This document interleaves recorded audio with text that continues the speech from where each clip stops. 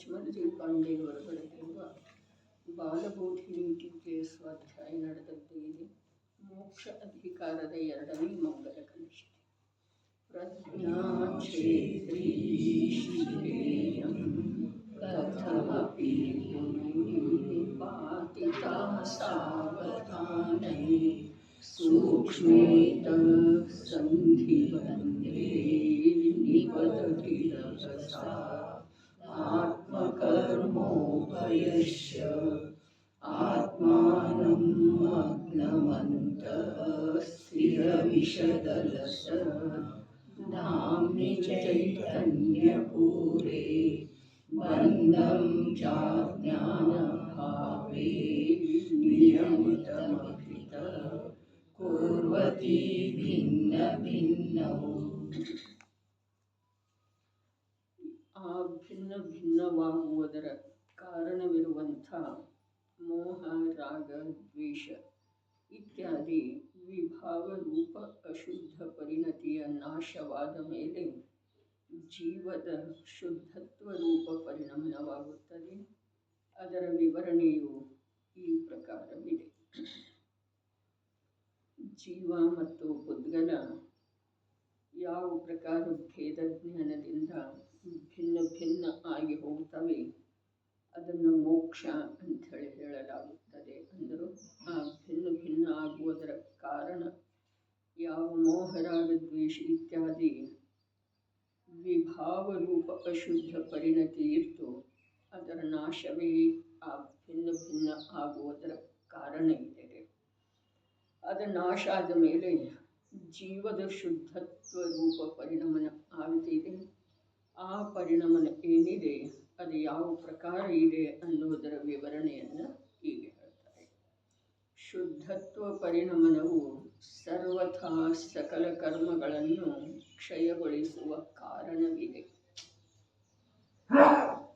ಸರ್ವಥಾ ಸಕಲ ಕರ್ಮಗಳನ್ನು ಕ್ಷಯಗೊಳಿಸುವ ಕಾರಣ ಒಂದು ಶುದ್ಧತ್ವದ ಪರಿಣಮನ ಇದೆ.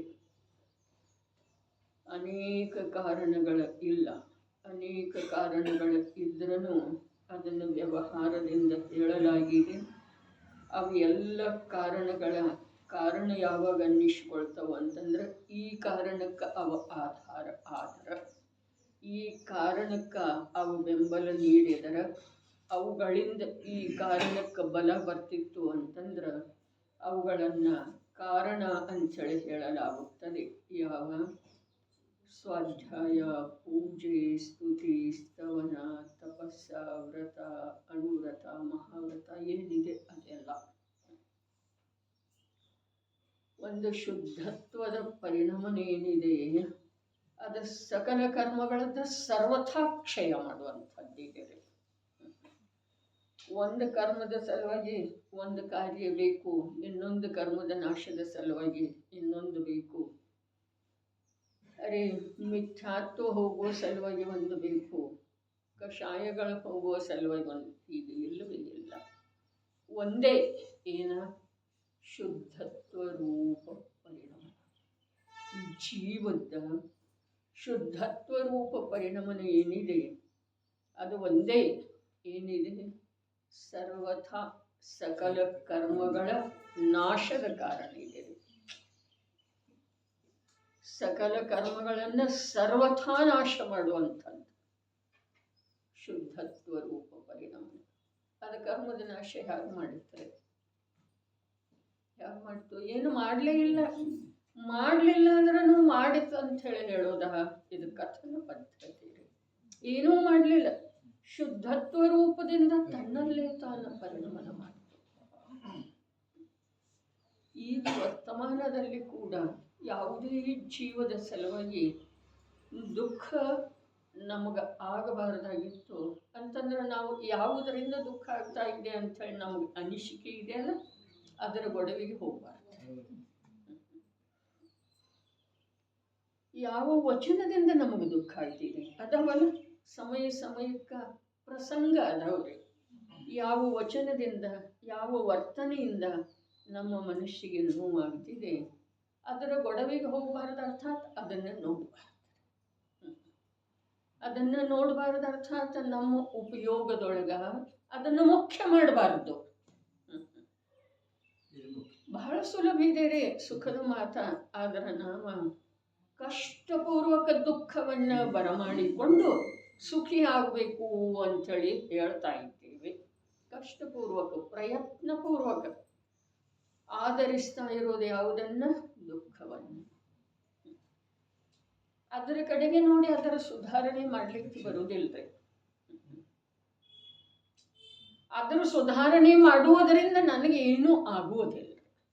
ಗುರುಜಿಗಳು ಹೇಳಿದ್ರಿ ಧ್ಯೇಯ ಕಾಟಿಸ್ಬೇಕಂತಂದ್ರೆ ಏನು ಅಡಚಣೆ ಬರ್ತಾರೆ ಅಂದ್ರೆ ಒಂದು ಉದಾಹರಣೆ ಕೊಟ್ಟಿರೋ, ನೀವು ರೈಲ್ವೆ ಸ್ಟೇಷನ್ಗೆ ಹೋಗಿ ಹೊಂಟಿದ್ದೀರಿ, ಅಲ್ಲಿ 9 ಗಂಟೆಗೆ ರೈಲ್ವೆ ಐತಿ, ಮತ್ತು ನೀವು ಹೋಗಾಟ ಹೊಂಟಿದ್ದೀರಿ, ಯಾರೋ ಒಬ್ಬರು ದಿಕ್ಕಿ ಹೊಡಿತಾನೆ, ಅವನದು ತಪ್ಪೈತ್ರಿ, ಆದರೆ ನೀವು ಅಲ್ಲಿ ಲಕ್ಷ ಕೊಡ್ತೀರಿ, ಅಲ್ಲಿ ಹೋಗ್ತೀರಿ. ತಪ್ಪು ಅವ್ರದ್ದೇ ಇರಲಿ, ತಪ್ಪು ನಮ್ಮದೇ ಇರಲಿ, ಅದು ಸಂಭವಿಸಿದ್ದ ಇದೆ. ಅದಕ್ಕೆ ಹೇಳಿದ್ದ ದಾರಿಯನ್ನು ನಡೆಯುವಳೆದೊಳಗೆ ಹಳ್ಳ ಇರೋವು, ಮುಳ್ಳು ಇರೋವು, ಸಣ್ಣ ಸಣ್ಣ ಹೊಂಡೆ ಇರೋವು, ಅದ್ರ ಕಡೆಗೆಲ್ಲ ನೋಡ್ತಾ ಕೂತ್ರೆ ನಮ್ದು ಗಮನ ಆಗುವುದಿಲ್ಲ. ಸಂಸಾರದೊಳಗೆ ಪುಣ್ಯದ ಉದಯದಿಂದ ಕೆಲವು ಅನುಕೂಲತೆ ಇರೋವ, ಕೆಲವು ಏಕದಾಗ ಸುಖಾತ, 100ದಾಗ ದುಃಖಾತ ಅಂತ ಹೇಳಿದ್ದಾರೆ. ಸಾಶಿವೆಯಷ್ಟು ಸುಖದ ಸಲುವಾಗಿ ಸುಮೇರುವಿನಷ್ಟು ದುಃಖವನ್ನು ಎದುರಿಸಬೇಕಾಗುತ್ತಿದೆ ಅಂಥೇಳಿ ಆಗಮ ಗ್ರಂಥಗಳಲ್ಲಿ ವಚನ ಇದೆ. ಹೀಗಿರುವ ವೇಳೆದೊಳಗೆ ಅದರ ಸಲುವಾಗಿ ತಲೆ ಕೆಡಿಸ್ಕೊಳ್ಳೋದ ಅವಶ್ಯಕ ಇಲ್ಲ. ಬುದ್ಧಿವಂತರ ಆ ಕಾರ್ಯದೊಳಗೆ ತಮ್ಮ ಸಮಯವನ್ನು, ಸಾಮರ್ಥ್ಯವನ್ನು ನಿರರ್ಥಕ ಮಾಡಿಕೊಳ್ಳುವುದಿಲ್ಲ. ಅವರಿಗೆ ಬುದ್ಧಿವಂತ ಅಂತಾರೆ. ಪುನಃ ಕೆದರಿ ತೆಗಿತಾನ್ರಿ ಈ ಜೀವ. ಹಾಗಾಗಿತ್ತೇನಿಲ್ಲ, ನೀರ್ತೇನಿಲ್ಲ ಅವಾಗ ಕೇಳ್ತೇವ್ರಿ. ಅಂದ್ರೆ ನಮ್ಮ ಉಪಯೋಗ ಬರೀ ನಿರರ್ಥಕ ಕಾರ್ಯದೊಳಗೆ ನಮ್ಮ ಸಮಯ, ನಮ್ಮ ಬುದ್ಧಿ ಎಲ್ಲವೂ ನಿರರ್ಥಕ ಕಾರ್ಯ. ಇಲ್ಲಿ ಹೇಳ್ತಾ ಇದ್ದಾರೆ, ಒಂದು ಶುದ್ಧತ್ವ ರೂಪದ ಪರಿಣಾಮನ ಏನಿದೆ ಅದು ಒಂದೇ. ಸರ್ವಕ್ಷಯ ಕರ್ಮಗಳದ್ದ ಸರ್ವಥಾ ಕ್ಷಯ. ಘಾತಿ ಇರಲಿ, ಅಘಾತಿ ಇರಲಿ, ಮೋಹನೀಯ ಇರಲಿ, ಚಾರಿತ್ರ ಮೋಹನೀಯ ಇರಲಿ, ಸಂಜ್ವಲನ ಇರಲಿ, ಪ್ರತ್ಯಾಖ್ಯಾನ ಇರಲಿ, ಯಾವುದು ಅಹಿಂಸಾ ವ್ರತದ ಪಾಲನೆ ಶುದ್ಧತ್ವ ರೂಪ ಪರಿಣಾಮದೊಳಗೆ, ಬ್ರಹ್ಮಚರ್ಯದ ಪಾಲನೆ ಶುದ್ಧತ್ವ ರೂಪ ಪರಿಣಾಮದೊಳಗೆ. ಹೊರಗಡೆ ಏನೂ ಇಲ್ಲ. ಅನ್ಯ ಪದಾರ್ಥದೊಳಗೆ ಯಾವುದೇ ಪ್ರಕಾರದ ನನ್ನ ದುಃಖದ ಕಾರಣ ಇಲ್ಲ. ಅನ್ಯ ಪದಾರ್ಥದೊಳಗೆ ಒಂದು ಅಂಶ ಮಾತ್ರ ಕೂಡ ನನಗೆ ಸುಖಕ್ಕೆ ಅನುಕೂಲ ಆಗುವಂಥ ಸ್ವಭಾವ ಇಲ್ಲ. ಹಾಗೆ ನಾನು ನೋಡಿದನು ಒಂದು ಅಂಶ ಮಾತ್ರ ಅನ್ಯ ಪದಾರ್ಥದೊಳಗೆ ನನ್ನ ಸುಖಕ್ಕೆ ಅನುಕೂಲತೆಯನ್ನು ನಾನು ನೋಡಿದೆನು ಅಂತಂದ್ರೆ ಅಸಂಖ್ಯ ಅನಂತ ಅಂಶ ಪ್ರತಿಕೂಲತೆಯ ಕಾರಣಗಳನ್ನು ಕೂಡ ನಾನು ಸ್ವೀಕಾರ ಮಾಡಬೇಕಾಗುತ್ತೆ. ಅರೆ ಪರದ್ರವ್ಯ ವಿಶ್ವದ ಸಮಸ್ತ ಪದಾರ್ಥ, ಇಡೀ ವಿಶ್ವ ತನ್ನ ಪಾಡಿಗೆ ತಾನು ಇದೆ. ಮಹಾಸ್ಕಂಧ ಇರಲಿ ಅಥವಾ ಯಾವುದೇ ಪ್ರಕಾರದ ಅವಾಂತರ ಸತ್ತಾರೂಪದ ಸ್ಕಂಧ ಅಥವಾ ಯಾವ ಗುಣ ಪರ್ಯಾಯ ಇರಲಿ, ನನ್ನದೇ ಸ್ವತಂತ್ರ. ಅದಾವುದು ನನ್ನ ಜ್ಞಾನದ ವಿಷಯ ಅಲ್ಲ. ನನ್ನ ಜ್ಞಾನದ ವಿಷಯ ಅಲ್ಲವೇ ಅಲ್ಲ. ಭಗವಂತರ ಕುರಿತು ಭಕ್ತಿಯ ಭಾವ ಬರ್ತಿದೆ, ಅದು ನನ್ನ ಜ್ಞಾನದ ವಿಷಯ ಅಲ್ಲ. ವಿಷಯ ಅಲ್ಲ ಅರ್ಥಾತ್ ನನ್ನ ಜ್ಞಾನಕ್ಕೆ ಅದು ಮುಖ್ಯ ಆಗಬಾರ್ದು. ಜ್ಞಾನದೊಳಗಂತೂ ಜ್ಞೇಯ ಆಗೋದಾದ್ರೆ ಸ್ವಭಾವ ಇದೆ. ಯಾವುದು? ದೇವ ಭಕ್ತಿಯ ಭಾವ. ಭಕ್ತಿ ಅಲ್ಲ, ಕ್ರಿಯೆ ಅಲ್ಲ, ದೇವಲ್ಲ, ದೇವ ಭಕ್ತಿಯ ಭಾವ. ಅದರ ಸ್ವಭಾವ ಇದೆ. ಏನ? ನನ್ನ ಜ್ಞಾನದ ಜ್ಞೇಯ. ಆದರೆ ನನ್ನ ಜ್ಞಾನ ಅದನ್ನು ಮುಖ್ಯ ಮಾಡಿಕೊಂತು ಅಂತಂದ್ರೆ ಆ ಜ್ಞಾನಕ್ಕೆ ಅಶುದ್ಧ ಜ್ಞಾನ ಅಂತಾರೆ. ಅದಕ್ಕೆ ಅಶುದ್ಧ ಜ್ಞಾನ ಅಂತಾರು. ಅದರಿಂದ ಬಂಧ ಆಗ್ತಿದೆ. ಕರ್ಮಕ್ಷಯ ಆಗುವುದಿಲ್ಲ. ಎಷ್ಟು ಒಳಗಿದೆ ಧರ್ಮ, ಎಷ್ಟು ಒಳಗೆ, ಎಷ್ಟು ಆಂತರ್ಯದೊಳಗೆ, ಒಳಗೆ ಒಳಗೆ ಒಳಗೆ ಸಂಯೋಗ ಇದೆ, ಶರೀರ ಇದೆ, ಕರ್ಮ ಇದೆ, ವಿಕಾರ ಇದೆ.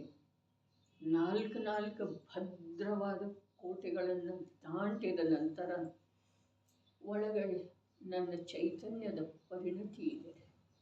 ಆ ಚೈತನ್ಯದ ಪರಿಣತಿಯೊಳಗ ವಿಭಾವ ಆಗಲಿ, ಕರ್ಮ ಆಗಲಿ, ಶರೀರ ಆಗಲಿ, ಸಂಯೋಗ ಆಗಲಿ ಮುಖ್ಯ ಆಯಿತು ಅಂತಂದ್ರೆ ಆ ಚೈತನ್ಯದ ಪರಿಣತಿ ಏನಾಗ್ತಿದೆ? ಬಂಧ ರೂಪ ಆಗ್ತಿದೆ, ದುಃಖ ರೂಪ ಆಗ್ತಿದೆ. ಆ ಒಂದು ಚೈತನ್ಯದ ಪರಿಣತಿಯಿಂದ ಅಸಂಖ್ಯ ಪ್ರದೇಶಿಯಾದಂಥ ಅನಂತ ಗುಣರತ್ನಾಕರ ಚಿದಾನಂದ ಪ್ರಭು ಆತ್ಮ ದುರ್ಗತಿಗಳಲ್ಲಿ ಭ್ರಮಣ ಮಾಡಬೇಕಾಗ್ತಿದೆ. ಆ ಒಂದು ಚೈತನ್ಯದ ಪರಿಣತಿಯ ಕಾರಣದಿಂದ ನಿಜವಾಗಿ ಆ ಚೈತನ್ಯ ಪರಿಣತಿಗೆ ಅವುಗಳನ್ನು ಮುಖ್ಯ ಮಾಡುವ ಅವಶ್ಯಕತೆನೇ ಇಲ್ಲ. ಯಾಕೆ ಅಂತಂದ್ರೆ ಅದರದೇ ಸ್ವಭಾವದೊಳಗ ಇದರ ಜ್ಞೇಯ ಆಗುವಂಥದ್ದು ಯಾವಾಗ ಇರ್ತಿದೆಯೋ ಆವಾಗ ಅದು ಜ್ಞೇಯ ಆಗ್ತಿದೆ. ಅದನ್ನು ಜ್ಞೇಯ ಮಾಡಿಕೊಳ್ಳೋದು ಕೂಡ ಇವನಿಗೆ ಅವಶ್ಯಕ ಇಲ್ಲ. ಅದರಲ್ಲಿ ಬದಲಾವಣೆ ಮಾಡೋದು, ಅದರಿಂದ ಪ್ರಭಾವಿತ ಆಗೋದಂತೂ ಇವನ ಸ್ವಭಾವನೇ ಅಲ್ಲ. ಅದೇ ಶುದ್ಧತ್ವ ರೂಪ ಪರಿಣಮನಂದ್ರೆ ಏನ?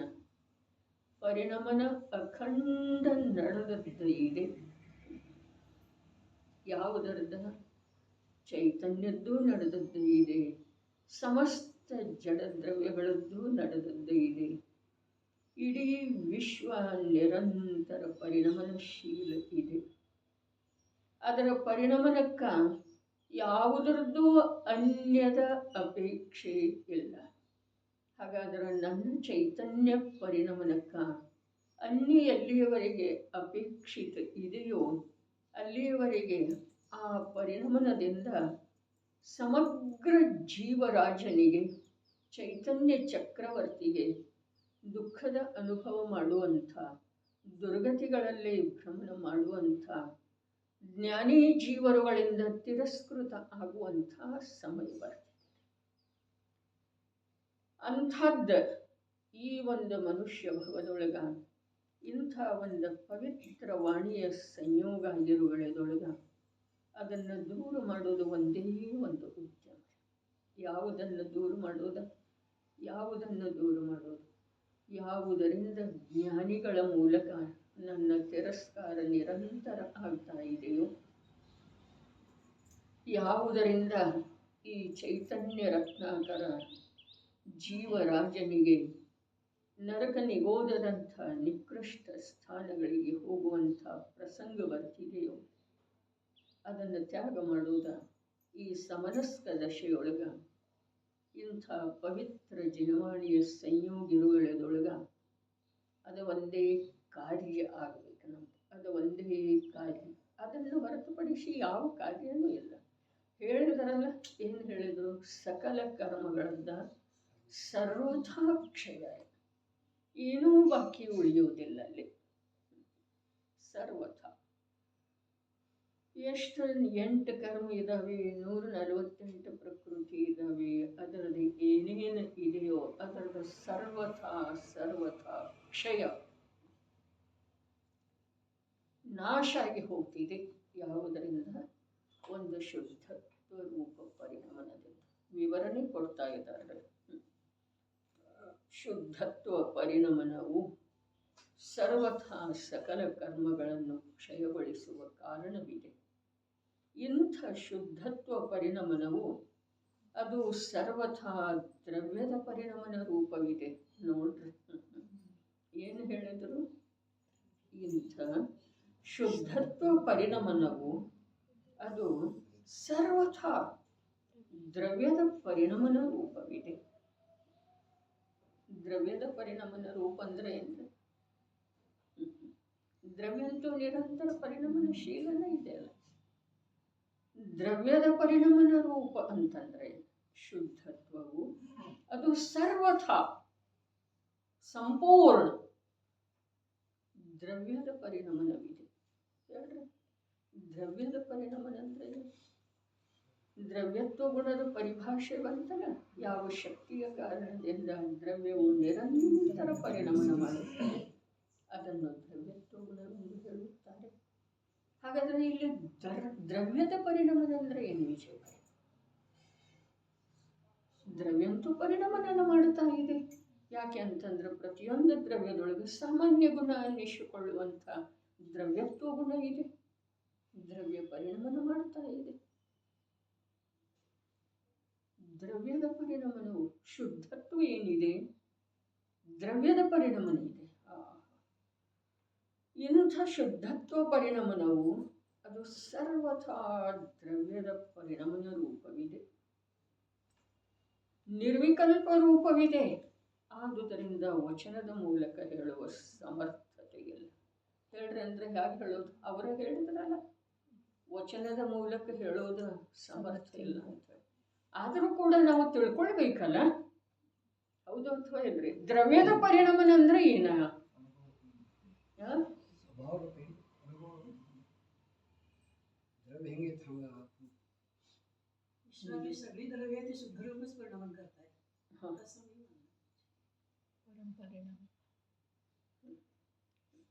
ಎಲ್ಲ ಉತ್ತರ ಸರಿ ಇದ್ದಾವೆ.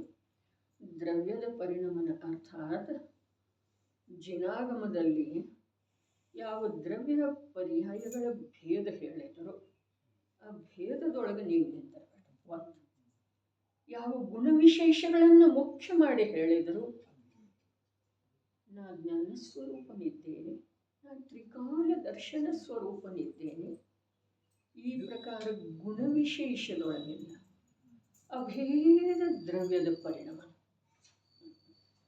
ಅಭೇದ ದ್ರವ್ಯದ ಪರಿಣಮನ, ದ್ರವ್ಯದ ಪರಿಣಮನ ಅಭೇದನೇ ಇದೆ. ಅಶುದ್ಧ ಪರ್ಯಾಯ ವೇಳೆದೊಳಗೂ ಕೂಡ ದ್ರವ್ಯದ ಪರಿಣಮನ ಆ ಅಶುದ್ಧ ಪರ್ಯಾಯದ ಜೊತೆಗೆ ಅಭೇದನೇ ಇದೆ ಅಲ್ಲ. ಹಾಗಾದ್ರೆ ಅಭೇದ ದ್ರವ್ಯದ ಪರಿಣಮನ ಅಂತಂದ್ರೆ ಏನು? ಬಸ್ ಎಲ್ಲ ಒಂದರಿಂದ ಹಿಡಿದು ಅನಂತದವರೆಗೆ ಎಲ್ಲ ಕಾರ್ಯದೊಳಗ ಒಂದು ಜ್ಞಾನದ್ದನ ಮುಖ್ಯತೆ ಇದೆ. ಭೇದ ವಸ್ತುವಿನೊಳಗೆ ಇದೆಯೋ ಅಥವಾ ವಸ್ತುವಿನೊಳಗಿನ ಭೇದವನ್ನ ಜ್ಞಾನ ತಿಳಿತಿದೆ. ಗುಣರೂಪದ ಭೇದ, ಪರ್ಯಾಯ ರೂಪದ ಭೇದವನ್ನ ಜ್ಞಾನ ತಿಳಿತಿದೆ. ಇದು ಜ್ಞಾನದ ಸ್ವಭಾವ ಇದೆ. ಇದರಿಂದ ಪ್ರಯೋಜನದ ಸಿದ್ಧಿ ಆಗ್ತಿದೆ. ಏನು ಹೇಳ್ತಾರೆ? ತಿಳಿತಿದೆ, ಇದು ಜ್ಞಾನದ ಸ್ವಭಾವ ಇದೆ. ಆ ತಿಳಿಯುವಿಕೆಯಿಂದ ಪ್ರಯೋಜನದ ಸಿದ್ಧಿ ಆಗ್ತಿದೆ. ಆಗಬೇಕು. ಯಾಕೆ ಅಂತಂದ್ರೆ ಜ್ಞಾನಿಗಳು ತಿಳಿಸಿಕೊಟ್ಟಿದ್ದಾರೆ ಭೇದ ಮಾಡಿ. ಭೇದ ಇದೆಯೋ ಅಥವಾ ಇಲ್ಲ, ಭೇದ ಇರುವೆಳೆದೊಳಗೂ ಕೂಡ ಅಭೇದ ಇದೆ ವಸ್ತು. ಪರ್ಯಾಯವನ್ನ, ಈಗ ಚಿನ್ನದ ಬಳೆ ಇದೆ, ಆ ಬಳೆಯಿಂದ ಚಿನ್ನವನ್ನ ಬೇರೆ ಮಾಡಲಿಕ್ಕೆ ಬರುವುದಿಲ್ಲ. ಬಳೆ ಇದೇನಿದೆ, ಆಕಾರ ಇದೆ. ಡಿಸೈನ್ ಏನಿದೆ, ಅದರದ ಹೊರರೂಪ ಇದೆ. ಆ ಚಿನ್ನವನ್ನ ಆ ಡಿಸೈನ್ದಿಂದ, ಆ ಬಳೆ ಆಕಾರದಿಂದ ಬೇರೆ ಮಾಡೋದಿಲ್ಲ. ಮಾಡದಿದ್ರೂ ಅದು ಚಿನ್ನನೇ ಇದೆ. ಅದು ಎಲ್ಲ ಅಂತಂದ್ರೆ ಅದು ಚಿನ್ನ ಅಲ್ಲ. ಯಾವುದೆಲ್ಲ ಅಂತಂದ್ರೆ ಬಳೆಯ ಆಕಾರ ಅಂದ್ರೆ ಅದರ ಮೇಲೆ ಏನು ಸೂಕ್ಷ್ಮವಾದಂಥ ಚಿತ್ರ ಬಿಡಿಸಲಾಗಿದೆ, ಅದಂತಂದ್ರೆ ಚಿನ್ನ ಅಲ್ಲ. ಅದು ಚಿನ್ನದೊಳಗೆ ಮಾಡಿದೀವಿ ಅಥವಾ ಇಲ್ರಿ? ಆದ್ರೆ ಅದು ಚಿನ್ನ ಅಲ್ಲ.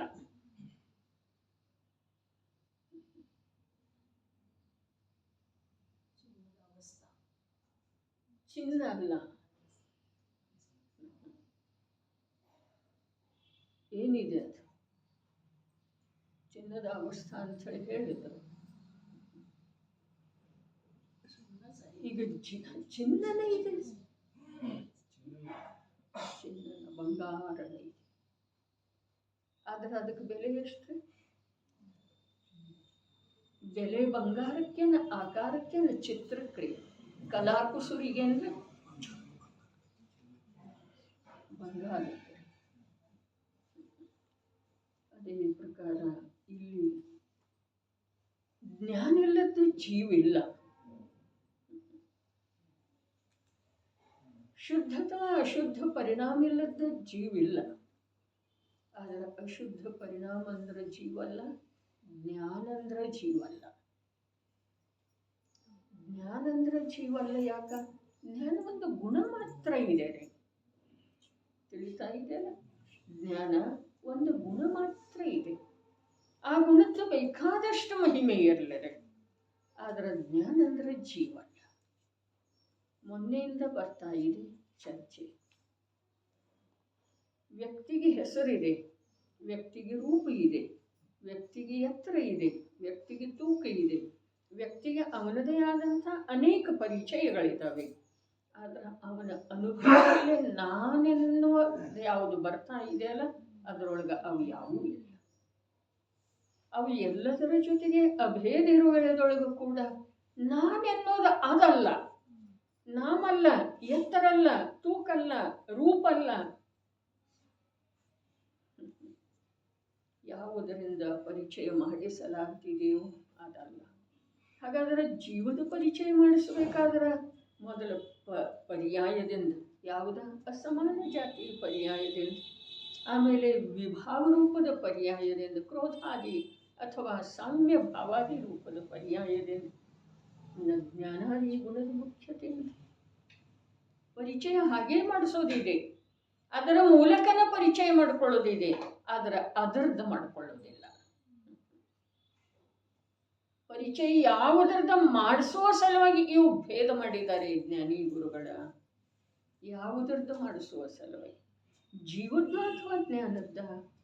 ಅರೆ, ಜ್ಞಾನದ ಸಾಕಷ್ಟು ವರ್ಣನೆ ಮಾಡಿದರು, ಸಮ್ಯಕ್ ದರ್ಶನದ ಸಾಕಷ್ಟು ವರ್ಣನೆ ಮಾಡಿದರು, ಮಿಥ್ಯಾತ್ವದ ಮಹಿಮೆಯನ್ನು ಸಾಕಷ್ಟು ಹೇಳಿದರು. ದೇಖೋ ಮೋಹಿ ಏನ ಮಹಿಮಾ ಮಹಿಮಾ ಹೇಳಿದ್ರ, ಮಿಥ್ಯಾತ್ವದ ಹೇಳಿದರು. ಆದರೆ ಆ ಮಹಿಮೆ ಹೇಳುವುದರ ಹಿಂದೆ ಉದ್ದೇಶ ಏನನ್ನು ತಿಳಿಸಿಕೊಡುವುದಿದೆ? ಜೀವ. ಆ ಮೋಹ ಯಾರಲ್ಲೇ ಇದೆ? ಜೀವದಲ್ಲಿ. ಮೋಹ ರೂಪದಿಂದ ಯಾರು ಪರಿಣಮನ ಮಾಡಿದ್ದಾರೆ? ಜೀವ ಪರಿಣಮನ ಮಾಡಿದ್ದಾರೆ. ಆ ಮೋಹದ ಮಹಿಮೆ ಹೇಳುವುದರಿಂದ ಮಹಿಮೆ ಅಥವಾ ಸ್ವರೂಪ ಯಾವುದರದ ತಿಳಿದು ಬರಬೇಕು? ಜೀವದ. ಏನು ಹೇಳಿದ್ರು? ಬಹಳ ಅದ್ಭುತ ಮಾತು. ಇಂಥ ಶುದ್ಧತ್ವ ಪರಿಣಮನವು ಅದು ಸರ್ವಥಾ ದ್ರವ್ಯದ ಪರಿಣಮನ ರೂಪವಿದೆ. ದ್ರವ್ಯದ ಮೂಲ ಪ್ರಾರಂಭದೊಳಗೆ ತಗೊಂಡಿದ್ದಾರೆ ನೋಡ್ರಿ. ಏನ? ಜೀವದ್ರವ್ಯ ಹಾಗೂ ಕರ್ಮ ಪರ್ಯಾಯ ರೂಪವಾಗಿ ಪರಿಣತವಿರುವ ಪುತ್ರ ಪಿಂಡ. ಜೀವದ್ರವ್ಯ, ಜೀವದ್ರವ್ಯದ ಇಲ್ಲೇನು ಹೇಳ್ತಾ ಇದ್ದಾರೋ? ಶುದ್ಧತ್ವ ಪರಿಣಮನವು ಅದು ಸರ್ವಥಾ ದ್ರವ್ಯದ ಪರಿಣಮನ ರೂಪವಿದೆ. ಸರ್ವಥಾ ಅದರೊಳಗೆ ಅಂಶ ಮಾತ್ರ ಕೂಡ ಗುಣಭೇದ ಇಲ್ಲ. ಅದರೊಳಗೆ ಅಂಶ ಮಾತ್ರ ಕೂಡ ಶುದ್ಧ ಅಶುದ್ಧ ಪರ್ಯಾಯದ ಮಿಶ್ರಣ ಇಲ್ಲ. ಆದರೆ ಯಾವಾಗ ಶುದ್ಧತ್ವ ರೂಪದ ಪರಿಣಮನ ದ್ರವ್ಯದ ಆಗುತ್ತಿದೆ ಅಲ್ಲ, ಸಕಲ ಕರ್ಮಗಳ ಕ್ಷಯ ಸರ್ವಥಾ ಯಾವ ಶುದ್ಧತ್ವ ಪರಿಣಮನದಿಂದ ಆಗುತ್ತಿದೆಯಲ್ಲ, ಆ ಶುದ್ಧತ್ವ ಪರಿಣಮನದೊಳಗ ಕಿಂಚಿತ್ ಅಶುದ್ಧತೆಯೂ ಇರಬಹುದು, ಕಿಂಚಿತ್ ಶುದ್ಧತೆಯೂ ಇರಬಹುದು. ಏನೆಲ್ಲ ಗುಣ ಅಂತೂ ಅನಂತ ಅದಾವನ ಅದಾವು. ಆದರೂ ಕೂಡ ಪರಿಣಮನ ದ್ರವ್ಯದ ಅರ್ಥಾತ್ ಜ್ಞಾನದೊಳಗ ಅಭೇದ ದ್ರವ್ಯದ ತ್ರಿಕಾಲ ಏಕರೂಪ ದ್ರವ್ಯದ. ಅರೆ, ಯಾವಾಗ ಪರಮ ಪಾರಿಣಾಮಿಕ ಭಾವದ ಮುಖ್ಯತೆಯನ್ನು ಜೀವ ಮಾಡುತ್ತಾನೋ ಆ ವೇಳೆದೊಳಗ ಔದೈಕ ಭಾವದ ಅಭಾವ ಆಗ್ತಿದೆ ಅಂದರೆ ಇಲ್ಲ. ಅದೇ ಕ್ಷಣಿಕ ಭಾವ ಪ್ರಗಟ ಆದ ನಂತರ ಕೂಡ ಅರಹಂತ ಪ್ರಭುವಿನಲ್ಲೇ ಔದೈಕಿ ಕ್ರಿಯೆ ಅದಾವ್ರಿ. ಕ್ರಿಯೆ ಔದೈಕಿ ಇದಾವಲ್ಲ.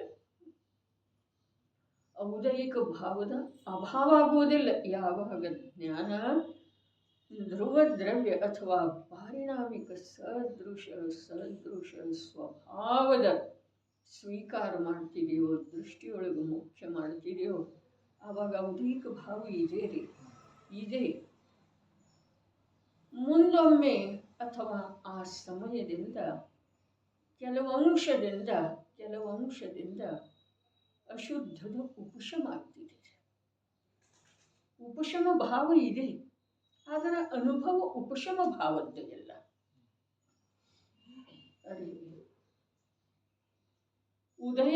ಉದಯರೂಪ ಭಾವ ಇದಾವೆ, ಆದರೆ ಉದಯರೂಪ ಭಾವದ ಅನುಭವ ಇಲ್ಲ. ಜೈನ ದರ್ಶನ ಸುಖದ ಮಾರ್ಗ ಅತ್ಯಂತ ಸೂಕ್ಷ್ಮ ಇದೆ, ಪರಮ ಸ್ವಾಧೀನ ಇದೆ. ಅರೆ ಎಷ್ಟು ಸ್ವಾಧೀನ ಅಂತಂದ್ರೆ ವಸ್ತುವಿನೊಳಗಿರುವಂಥ ಅನಂತ ಭೇದ ಕೂಡ ಗೌಣ ಆಗಿ ಹೋಗುವಷ್ಟು ಸ್ವಾಧೀನ. ಭೇದ ಮಾಡೋದು ಪರಾಧೀನತೆ ಇದೆ. ಭೇದ ಮಾಡೋದು ಪರಾಧೀನತೆ ಇದೆ. ವರ್ತಮಾನದ ಭಾವದ ಕಡೆಗೆ ನೋಡೋದ ವಸ್ತುವನ್ನ ಅಭಾವ ಮಾಡುವಂಥ ಉದ್ಯಮ ಇದೆ. ಯಾಕೆ ಅಂತಂದ್ರೆ ವರ್ತಮಾನದ ಭಾವ ಮುಂದಿನ ಸಮಯದೊಳಗೆ ಅಭಾವ ಆಗೋದಿದೆಯಲ್ಲ. ಛದ್ಮಸ್ಥನಿಗೆ ವರ್ತಮಾನದ ಭಾವಂತೂ ಹಿಡಿತದೊಳಗೆ ಬರೋದನ್ನೇ ಎಲ್ಲ. ಎಲ್ಲಿ ಬರ್ತಿದೆ ಅಂಥೇಳಿ ನಾನು ಎಷ್ಟು ಸೂಕ್ಷ್ಮ ಇದೆ ಅಲ್ಲ. ಜ್ಞಾನದ ಸೂಕ್ಷ್ಮತೆ ಅಂದರು ಅದು ಪರಿಣಾಮವನ್ನು ತಿಳ್ಕೊಳ್ಳುವಂಥದ್ದ ಸೂಕ್ಷ್ಮತೆ ಅಲ್ಲ, ಆದ್ರೆ ಪರಿಣಾಮದ ಪ್ರಗಟತೆಯೊಳಗ ಧ್ರುವವನ್ನು ತಿಳ್ಕೊಳ್ಳುವ ಸಲುವಾಗಿ ಸೂಕ್ಷ್ಮ.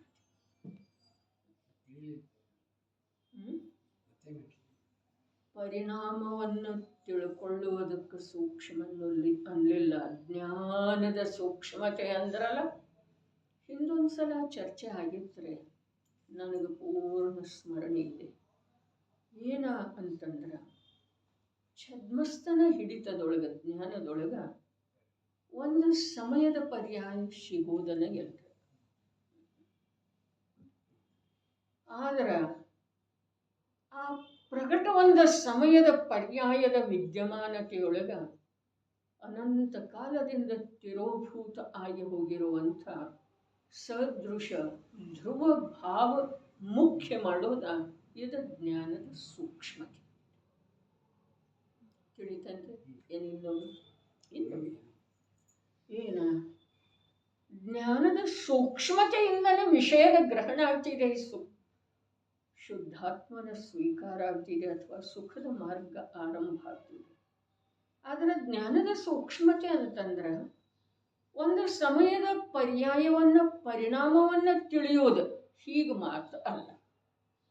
ಆದರೆ ಒಂದು ಸಮಯದ ಪರಿಣಾಮ ಎಲ್ಲಿ ವ್ಯಕ್ತ ಇದೆ, ಪ್ರಗಟ ಇದೆ, ಅದರ ಹಿಂದ ಅನಂತ ಕಾಲದಿಂದ ತಿರೋಭೂತ ಆಗಿ ಹೋಗಿರುವಂಥ ಧ್ರುವ ಸದೃಶ ಸ್ವಭಾವವನ್ನು ನೋಡೋದಿದೆ ಅಲ್ಲ, ಅದು ಜ್ಞಾನದ ಸೂಕ್ಷ್ಮ.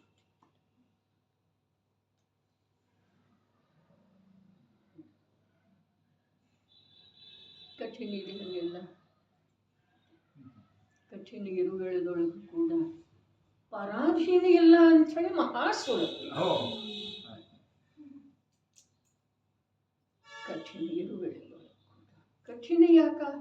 ಬರೀ ವ್ಯಕ್ತ ಪರ್ಯಾಯದೊಳಗನ ನೀವು ಪ್ರಭಾವಿತದನು, ಅದು ತಿರೋಭೂತನೇ ಇದೆ, ಮರೆಯಾಗೇನ ಹೋಗಿದೆ. ಯಾಕೆ?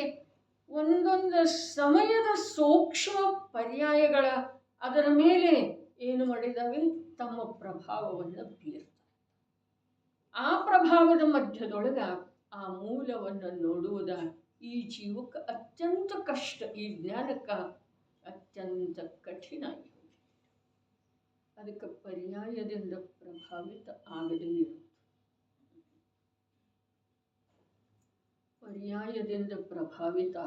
ಆಗದೇ ಇರೋದು. ಆದರೆ ಪರ್ಯಾಯ ಸ್ವಯಂ ಪ್ರಭಾವಿತ ಆಗುವ ಮಾತಿದೆ. ಪರ್ಯಾಯದಿಂದ ಪ್ರಭಾವಿತ ಆಗದೇ ಇರೋದು. ಇದು ಮೂಲ ಉದ್ಯಮ ಇದೆ. ಇದರ ಹೆಸರು ಭೇದ ಜ್ಞಾನ ಇದೆ. ಏನ? ಪರ್ಯಾಯದಿಂದ ಪ್ರಭಾವಿತ ಆಗದೇ ಇರೋದು. ಪರ್ಯಾಯ ಯಾವ್ಯಾವುದ?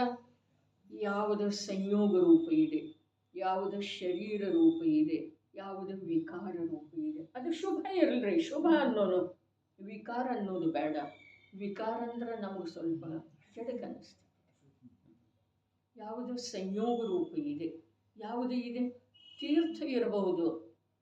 ಸಂಸಾರದ್ದೆಲ್ಲ ಬಿಡ್ರಿ, ಮನೆ, ಅಂಗಡಿ, ಪತ್ನಿ, ಪುತ್ರ, ಮೊಮ್ಮಗು. ತೀರ್ಥ ಇರಬಹುದು, ಮಂದಿರ ಇರಬಹುದು, ಸುಂದರವಾದಂಥ ಬಾಹ್ಯ ಹೊದಿಕೆಯಿಂದ ಸಜ್ಜುಗೊಂಡಿರುವಂಥ ಶ್ರುತ ಇರಬಹುದು. ಇದು ಸಂಯೋಗ, ಇದು ಪರ್ಯಾಯ. ಪರ್ಯಾಯ ಸಂಯೋಗ ಇರಬಹುದು. ಅರೆ, ನನ್ನನ್ನು ನನಗೆ ಮರೆಸುವುದರಲ್ಲಿ ಅವೆಲ್ಲ ಪ್ರಮುಖ ಪಾತ್ರ ವಹಿಸ್ತಾ ಇದ್ದಾವೆ. ಅಂದಿನಿಂದ ಬರೇ ಅನಾದಿಯಿಂದ ಬರೇ ಪಾತ್ರ ವಹಿಸಲಿಲ್ಲ, ಅದರೊಳಗೆ ಯಶಸ್ವಿಯಾಗಿದ್ದಾವೆ. ಸಂಯೋಗದೊಳಗೆ ಪರ್ಯಾಯದಿಂದ ಪ್ರಭಾವಿತ ಆಗದೇ ಇರೋದು. ಅರೆ, ಬಹಳ ಉತ್ಕೃಷ್ಟ ಮಾತಿದೆ ರೀ. ಸಂಯೋಗದಿಂದ, ಪರ್ಯಾಯದಿಂದ ಪ್ರಭಾವಿತ ಆಗದೇ ಇರೋದು. ಪರ್ಯಾಯ ಅಂದ್ರೆ ಏನ? ಸಂಯೋಗ ಇರಬಹುದು, ಶರೀರ ಇರಬಹುದು. ಶರೀರ ಅಂದ್ರೆ ಭೋಗಿಸ್ತಾ ಇರೋದು, ಅಥವಾ ಕಣ್ಣ, ಮೂಗ, ಬಣ್ಣ ಇರೋ ಮಾತಲ್ಲ. ಶರೀರ ಅಂದ್ರೆ ಏನ? ಧ್ಯಾನಸ್ಥಿತಿ. ಅದರ ಕುರಿತ ಅಭಿಮಾನ ಅನ್ನಿಸ್ತಿದೆ ಏನಿಲ್ಲ, ಕೃತಜ್ಞತೆ ಅನ್ನಿಸ್ತಿದೆ ಏನಿಲ್ಲ. ಗಂಟೆಗಟ್ಟಲೆ, ದಿವಸಗಟ್ಟಲೆ ಅಲ್ಲಿ ಬಂತಲ್ಲ ಕುಂದಾದ್ರಿ ದರ್ಶನದೊಳಗೆ ಒಂದು ಬೊಗಸೆ ನೀರು ಸೇವಿಸಿ 20 ದಿವಸಗಳ ಹಾಗಿದ್ದರು. ಪದ್ಮಾಸನದಲ್ಲಿ ಮಂಡಿಸಿ 10 ದಿವಸ ಬರ್ತಿದೇನಿಲ್ಲ ಮಹಿಮಾ. ಆದ್ರೆ ಬಾರದೆ ಇದ್ದರ ಕಾರ್ಯ ಮುಂದುವರಿಯೋದಿದೆ. ಪರ್ಯಾಯದಿಂದ ಪ್ರಭಾವಿತ ಆಗದೆ ಇರೋದು ಇದು ಮೊದಲನೇ ಭೇದ ಜ್ಞಾನ ಇದೆ. ಯಾಕೆ ಅಂತಂದ್ರೆ ಪರ್ಯಾಯ ಪ್ರಕಟ ಇದೆ. ಆ ಪರ್ಯಾಯ ಸಂಯೋಗ ರೂಪ ಇರಬಹುದು, ಶರೀರ ರೂಪ ಇರಬಹುದು, ಶುಭ ರಾಗ ರೂಪ ಇರಬಹುದು, ಪ್ರಶಸ್ತ ರಾಗ ರೂಪ ಇರಬಹುದು. ಆ ಪರ್ಯಾಯದಿಂದ ಪ್ರಭಾವಿತ ಆಗದೇ ಇರೋದು ಇದು ಮೊದಲನೇ ಭೇದ ಜ್ಞಾನ. ಮುಂದೇನ? ಪರ್ಯಾಯ ಸ್ವಯಂ ಪ್ರಭಾವಿತ ಆಗೋದ್ರಿ. ಯಾವುದರಿಂದ? ಜ್ಞಾನದ ವಿಷಯದಿಂದ. ಪರ್ಯಾಯ ಪ್ರಭಾವಿತ ಆಗೋದಂದ್ರನ ಓಹೋ ಇನ್ನು ಬಾತು ಮುझे ಖಬರ್ है. ಅದಕ್ಕೆ ಪರ್ಯಾಯ ಪ್ರಭಾವಿತ ಆಗೋದಂತ. ಪರ್ಯಾಯ ಸ್ವಯಂ ಪ್ರಭಾವಿತ ಆಯ್ತು. ಯಾವುದಕ್ಕ?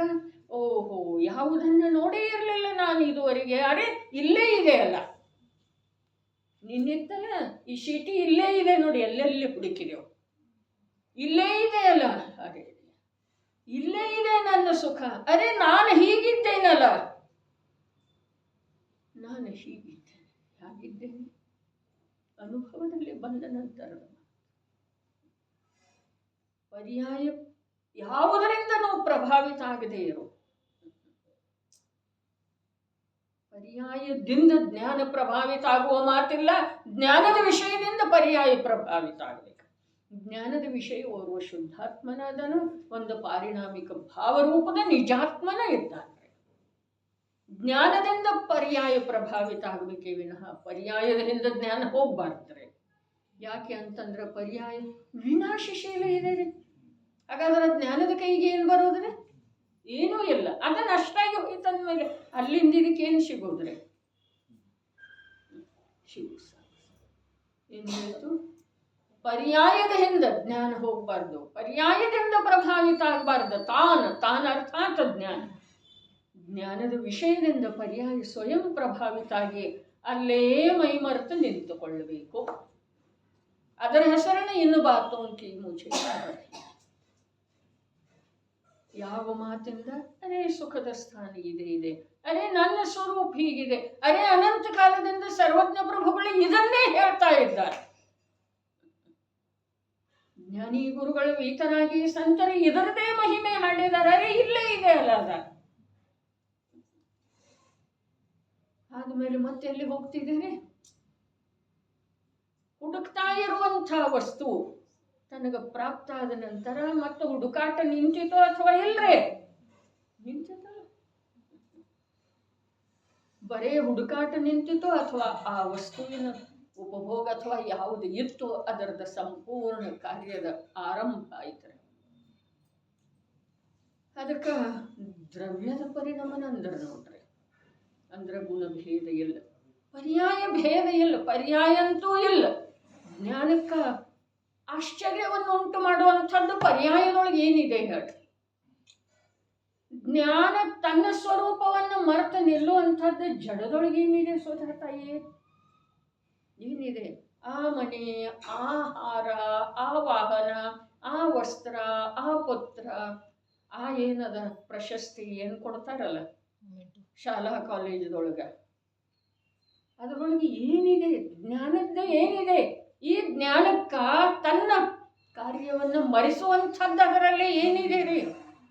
ಅದನ್ನು ನೋಡಿದರೆ ಸ್ವಯಂ ಅಂಥೇಳಿ ಜ್ಞಾನಿ ಗುರುಗಳು ಹೇಳಿದರು. ಈ ಮಂದಿರ, ಈ ಶ್ರುತ ಕೂಡ ಒಂದು ದಿವಸ ಕಾಲರೂಪದ ಅಗ್ನಿಯ ಇಂಧನ ಆಗಿ ಹೋಗ್ತಿದೆ. ಅಂದ್ರೆ ಅದರ ಕಡೆ ನೀನು ನೋಡುವಂಥದ್ದು ಅದರಲ್ಲಿ ಏನಿಲ್ಲ, ಅದು ಶಾಶ್ವತ ಅಲ್ಲ. ಕಾಲರೂಪ ಅಗ್ನಿಯ ಇಂಧನ ಅಂಥೇಳಿ ಯಾಕೆ ಹೇಳಿದರು? ಅದು ಎಷ್ಟು ನಿನಗೆ ಮನೋಹರವಾಗಿ ಕಾಣಿಸ್ತಿದೆ, ಆದರೆ ಸ್ವಯಂ ಅದು ಶಾಶ್ವತ. ಮಂದಿರವೇ ಎಲ್ಲಿಂದ ಉಪಯೋಗ ಬಿಡಿಸಿದಾರೆ? ಜೀವದ್ದ. ಯಾವ ಜೀವದ್ದ? ಯಾರಿಗಿನ್ನೂ ಮಂದಿರಕ್ಕೆ ಹೋಗ್ಲಿಕ್ಕೆ ಬಿಡುವಿಲ್ಲ ಅವರ ಮಾತಿಲ್ಲ. ಮಾತು ಯಾರದಿದೆ? ಯಾರಿಗೆ ಮಂದಿರದ ಮಹಿಮಾ ಮಹಿಮಾ ಮಹಿಮಾ ಮಹಿಮಾ ತುಂಬಿ ಹೋಗಿದೆ ಆಂತರ್ಯದೊಳಗ, ಅವರಿಗೆ ಹೇಳಿದ ಏನ? ಇದು ಕೂಡ ಒಂದು ಕಾಲರೂಪದ ಅಗ್ನಿಯೊಳಗ ಸುಟ್ಟು ಭಸ್ಮಾಗಿ ಹೋಗ್ತಿದೆಪ್ಪ, ಇಂಧನ ಇದೆ ಇದು. ಆದ್ರೆ ಕಾಲರೂಪದ ಅಗ್ನಿ ಎಂಥದ್ದು ಪ್ರಬಲ ಇದ್ರೂ ಕೂಡ ನಿನ್ನ ಜ್ಞಾನ ಸ್ವಭಾವವನ್ನು ಯಾವಾಗೂ ಇಂಧನ ಮಾಡಿಕೊಳ್ಳುವುದು. ನೀನು ಆ ಸ್ವಭಾವದ ಮಹಿಮೆ ಮಾಡು, ಅದರೊಳಗೆ ನಿಂತ ಬಿಡನೆ, ಅದರ ಶ್ರದ್ಧೆ ಮಾಡು, ಅದರದ ಉಪಭೋಗ. ಜ್ಞಾನ ಸ್ವಭಾವ ಅಂಥೇಳಿ ಹೇಳಿದ್ರು ಕೂಡ ಭೇದ ಇದೆ, ಇಲ್ಲಿ ಅಭೇದ ಹೇಳಿದೆ. ಏನ? ದ್ರವ್ಯದ ಪರಿಣಾಮ. ಅದುವೇ ಏನಿದೆ ರೀ? ಸಮಸ್ತ ಕರ್ಮಗಳನ್ನ ಸರ್ವಥಾ ನಾಶ ಮಾಡುವಂಥದ್ದಿದೆ. ಇಂಥ ಶುದ್ಧತ್ವ ಪರಿಣಮನವು ಅದು ಸರ್ವಥಾ ದ್ರವ್ಯದ ಪರಿಣಮನ ರೂಪವಿದೆ. ಮುಂದೇನು ಹೇಳಿದ್ರು? ನಿರ್ವಿಕಲ್ಪ ರೂಪವಿದೆ. ನಾನು ಜ್ಞಾನಸ್ವರೂಪನಿದ್ದೇನೆ, ಶುದ್ಧ ಸಮಾನ ಸದಾಪದ ಮೇರು, ಇವೆಲ್ಲ ಏನದು? ವಿಕಲ್ಪ. ಆ ದ್ರವ್ಯದ ಪರಿಣಾಮನ ಹೇಗಿದೆ? ನಿರ್ವಿಕಲ್ಪ. ನಿರ್ವಿಕಲ್ಪ ಅಂದ್ರೆ ಯಾಗ? ವಚನಾತಿ. ಮೂರು ವಿಶೇಷಣ ಹೇಳಿದ್ದಾರೆ. ದ್ರವ್ಯದ ಪರಿಣಾಮ ದ್ರವ್ಯದ, ಅದರಲ್ಲಿ ಅನಂತ ಗುಣಗಳಿದ್ದಾವೆ. ಆ ಅನಂತ ಗುಣಗಳದ್ದು ಪ್ರತಿ ಸಮಯದ ಅನಂತ ಪರ್ಯಾಯಗಳಿವೆ.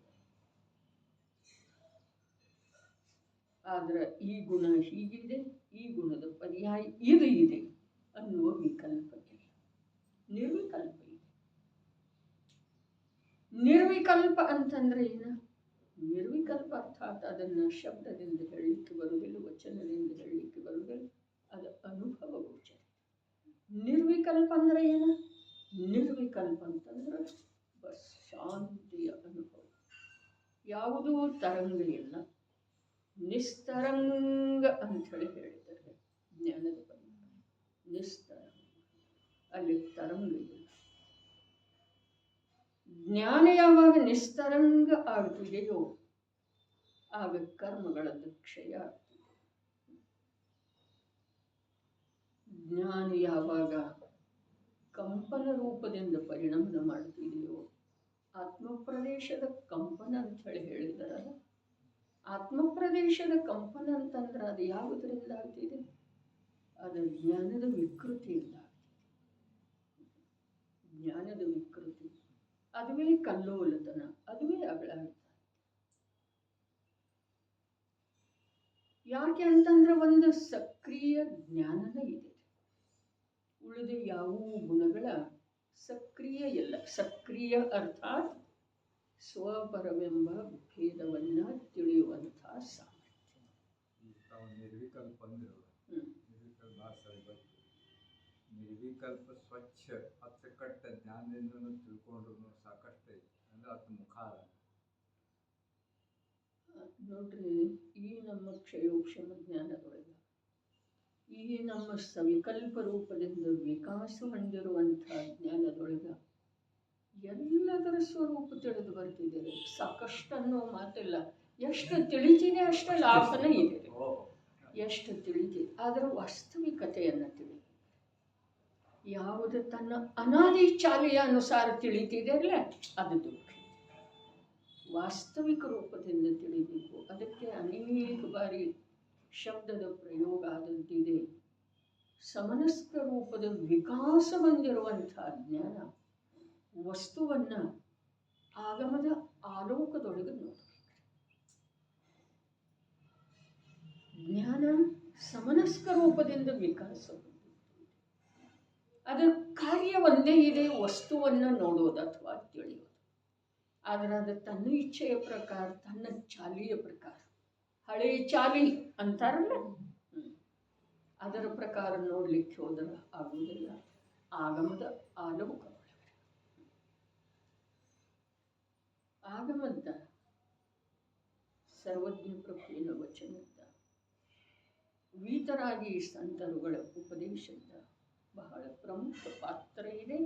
ನಮ್ಮ ಜ್ಞಾನ ವಸ್ತುವನ್ನು ತಿಳ್ಕೊಳ್ಳುವಂಥ ಕಾರ್ಯದೊಳಗೆ ಉಳಿದ ಯಾವ ಕಾರ್ಯದ ಮಾತು.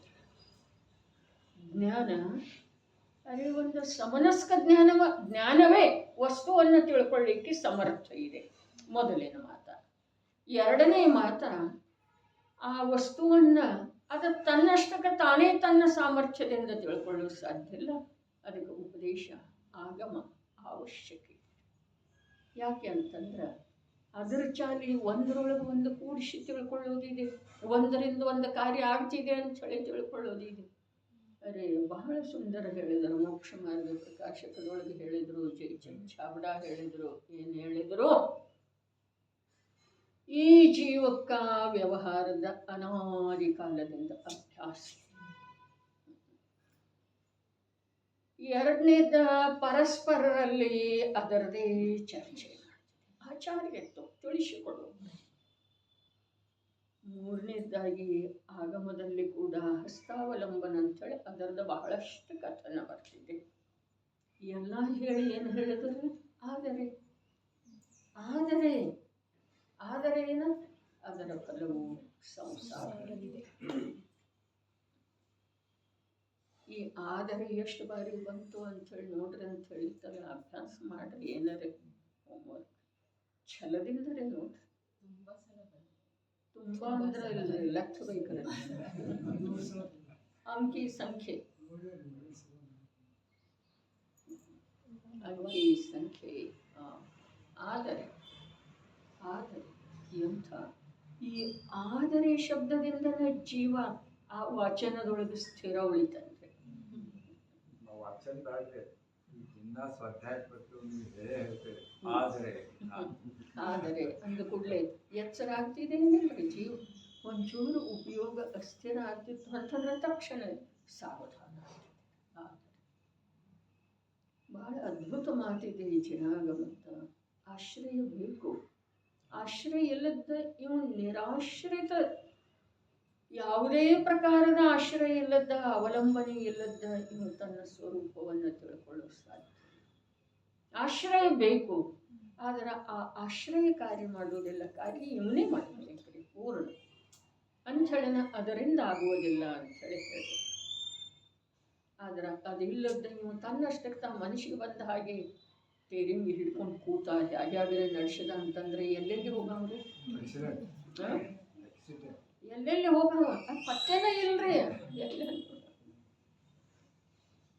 ಹಾಗೆ ಇಲ್ಲಿ ಮೋಕ್ಷದ ಅಧಿಕಾರ ಇದೆ ಅಂದಮೇಲೆ ಪೂರ ಅಂತಿಮ ಮಾತು ಹೇಳಿದ್ದಾರೆ. ಆ ಶುದ್ಧತ್ವ ಏನಿದೆ ಸರ್ವಥಾ ದ್ರವ್ಯದ ಪರಿಣಮನೆ ಇದೆ. ಸರ್ವಥಾ ಸಂಪೂರ್ಣ ಸಮಗ್ರ.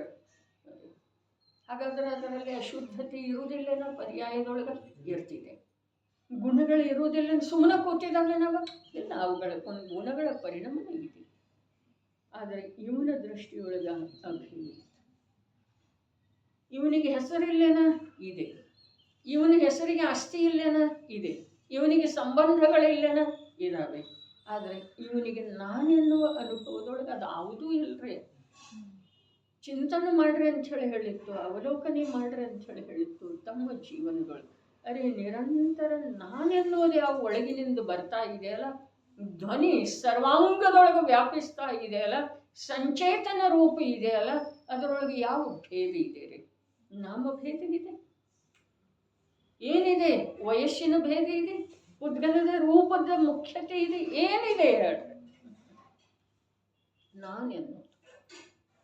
ನಾನೆನ್ನುವ ರೂಪದ ಅನುಭವ ಇದೆ, ನಾನೆನ್ನುವ ವಿಕಲ್ಪ ಕೂಡ ಇದೆ.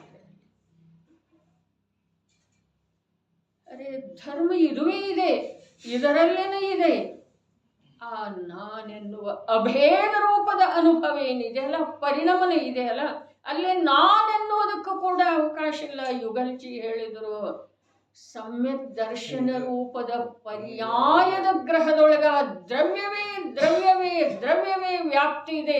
ಅದಕ್ಕೆ ಸ್ವಯಂ ತಾನಿರಲಿಕ್ಕೆ ಕೂಡ ಅವಕಾಶ ಇದೆ. ಹೇಳಿದ್ದಾರೆ, ಓದಿದ್ದೀರಿ, ಬಹಳಷ್ಟು ಜನರು ಓದಿದ್ದೀರಿ, ಎಲ್ಲರೂ ಓದಿದ್ದೀರಿ ಅಂದ್ರೆ ತಪ್ಪಿಲ್ಲ. ಓದದಿದ್ರೂ ಶಬ್ದ ಓದಿದ್ರೂ ನಾನು ಹೇಳಿದ್ದೆ, ಕೇಳಿದ್ದೆ. ಸಮ್ಯಕ್ ದರ್ಶನ ರೂಪದ ಪರ್ಯಾಯದೊಳಗ, ಅರೆ ಮೋಕ್ಷಶಾಸ್ತ್ರದ ಪರಿಶಿಷ್ಟದೊಳಗನ್ನು ಬರ್ತಿದೆ. ಸಮ್ಯಕ್ ದರ್ಶನದ ವಿಷಯ ಒಂದು ದ್ರವ್ಯ ಇದೆ, ಅಲ್ಲಿ ಯಾವುದೂ ಇಲ್ಲ. ಅವರು ಹೇಳಿದರು, ಸ್ಪಷ್ಟಪಡಿಸಿದರು, ಸಮ್ಯಕ್ ದರ್ಶನ ರೂಪದ ಪರ್ಯಾಯವೆಂಬ ಗ್ರಹದೊಳಗ ದ್ರವ್ಯವನ್ನು ಹೊರತುಪಡಿಸಿ ಬೇರೆ ಯಾವುದಕ್ಕೂ ಇರಲಿಕ್ಕೆ ಅವಕಾಶ ಇಲ್ಲ, ಸ್ವಯಂ ಅದಕ್ಕೂ ಕೂಡ ಇಲ್ಲ ಅಂತ ಹೇಳಿ. ಅದ್ಭುತ. ಅದಕ್ಕೆ ಸಮರ್ಪಣೆ ಅನ್ನೋದೇನ, ಸಮಗ್ರ ಅನ್ನೋದೇನ, ಅದಕ್ಕೆ ದ್ರವ್ಯ ಅನ್ನೋದೇನ. ಸಮ್ಯಕ್ ದರ್ಶನದೊಳಗೆ ಏನಿದೆ? ದ್ರವ್ಯ ಇದೆ. ಸಮ್ಯಕ್ ಜ್ಞಾನದೊಳಗೆ ಏನಿದೆ? ದ್ರವ್ಯ ಇದೆ. ಕರ್ಮ ನಿರ್ಜರ ಯಾವುದರಿಂದ ಆಗ್ತಿದೆ? ದ್ರವ್ಯದಿಂದ.